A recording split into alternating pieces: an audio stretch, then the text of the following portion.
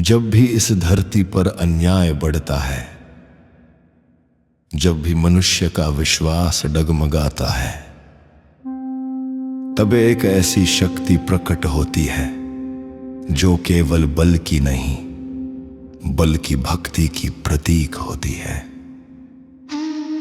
उस दिव्य शक्ति का नाम है पवन पुत्र श्री हनुमान।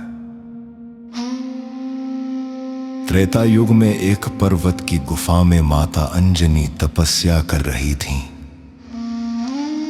उनका मन केवल एक ही प्रार्थना में लीन था, हे प्रभु, मुझे ऐसा पुत्र दो जो धर्म की रक्षा करे।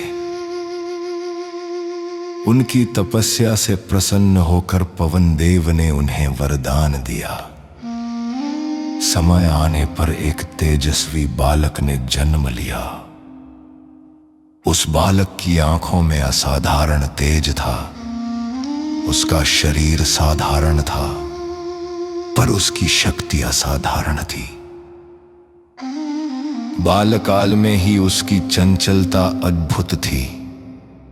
एक सुबह जब आकाश में लालिमा फैली हुई थी, बालक हनुमान ने उगते हुए सूर्य को लाल फल समझ लिया।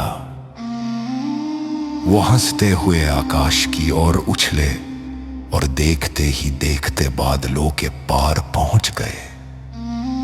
देवता यह दृश्य देखकर आश्चर्यचकित रह गए। उन्हें समझ आ गया कि यह कोई साधारण बालक नहीं है। समय बीतता गया। हनुमान जी बड़े हुए, पर उनका मन सदा विनम्र और शांत रहा।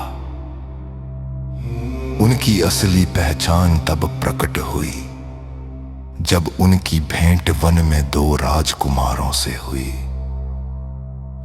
वे थे अयोध्या के राजकुमार श्री राम और उनके भ्राता लक्ष्मण। जैसे ही हनुमान ने राम को देखा, उनके हृदय में एक अद्भुत शांति और प्रेम का अनुभव हुआ। उन्हें लगा जैसे वे अपने स्वामी को पहचान गए हों। उसी क्षण से उनका जीवन प्रभु सेवा के लिए समर्पित हो गया।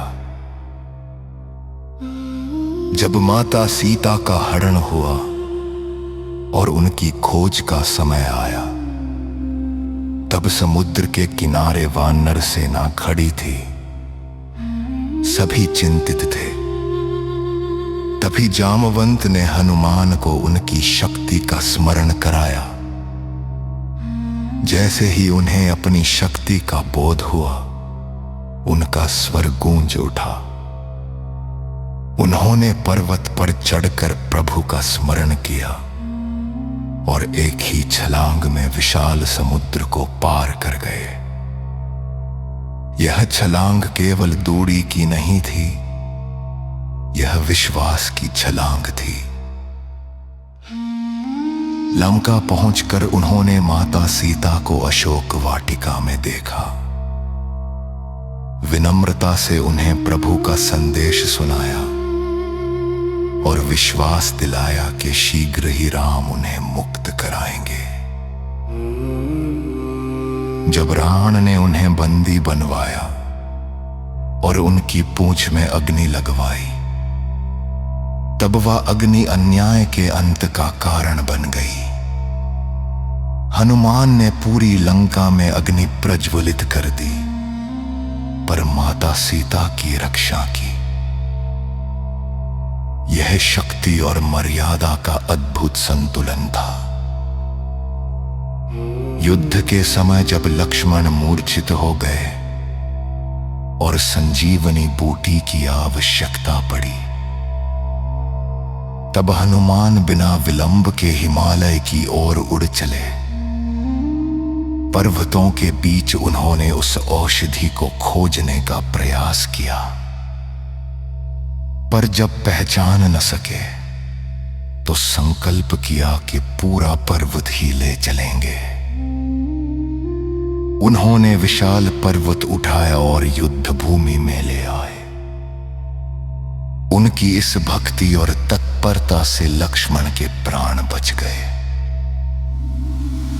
हनुमान जी का जीवन हमें सिखाता है कि सच्ची शक्ति अहंकार में नहीं, समर्पण में होती है। वे जितने बलशाली थे उतने ही विनम्र भी थे।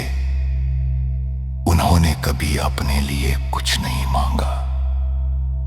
उनका एक ही ध्येय था, प्रभु की सेवा। कहा जाता है कि जहां भी राम नाम का स्मरण होता है, वहां हनुमान स्वयं उपस्थित होते हैं। वे केवल एक देवता नहीं, बल्कि विश्वास का प्रतीक हैं। जब भी मन में भय हो, जब भी जीवन में कठिनाई हो, हनुमान जी का स्मरण साहस देता है। उनकी कथा हमें यह संदेश देती है कि यदि मन में श्रद्धा हो और उद्देश्य पवित्र हो, तो कोई भी बाधा बड़ी नहीं होती। पर्वत भी झुक जाते हैं और समुद्र भी रास्ता दे देता है। आइए अंत में श्रद्धा से स्मरण करें। पवन पुत्र हनुमान की कृपा सदैव हम सब पर बनी रहे। हमारे जीवन में साहस, सेवा और सच्ची भक्ति का प्रकाश बना रहे।